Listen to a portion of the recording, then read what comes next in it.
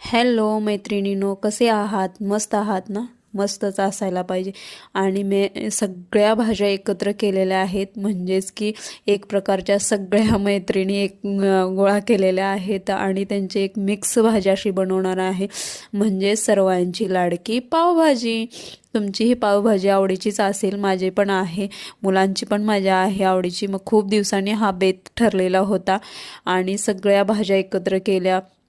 बटाटा, टोमॅटो, सिमला मिरची काही माझ्याकडे नव्हती आणि वाटाणा वगैरे, फ्लावर, बटाटा, ह्या सगळ्या भाज्या एकत्र केल्या. आणि हे पण होतं, बीट पण टाकलेलं होतं, गाजर नव्हतं माझ्याकडे, जे जे साहित्य होते ते टाकलेलं होतं. आणि ह्याचं सगळं मिश्रण एकत्र केलं, बारीक केलं, कुकरला लावलेलं होतं हे.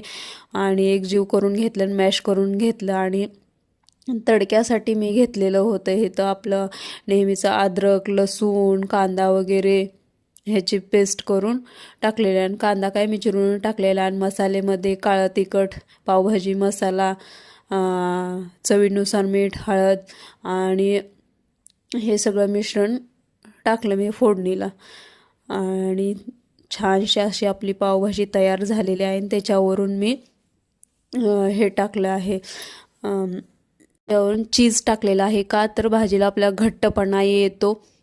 आणि पाव गरम करून घेतलेला आहे, पावांना बटर लावलेला आहे. माझ्याकडचे तूप संपले होते त्याच्यामुळे मी बटर लावले आणि सुंदर अशी छान अशी आपली पावभाजी तयार झालेली आहे. चविष्ट आणि छान लागली, मला पण आवडली. तुम्हाला आवडली का सांगा कमेंट.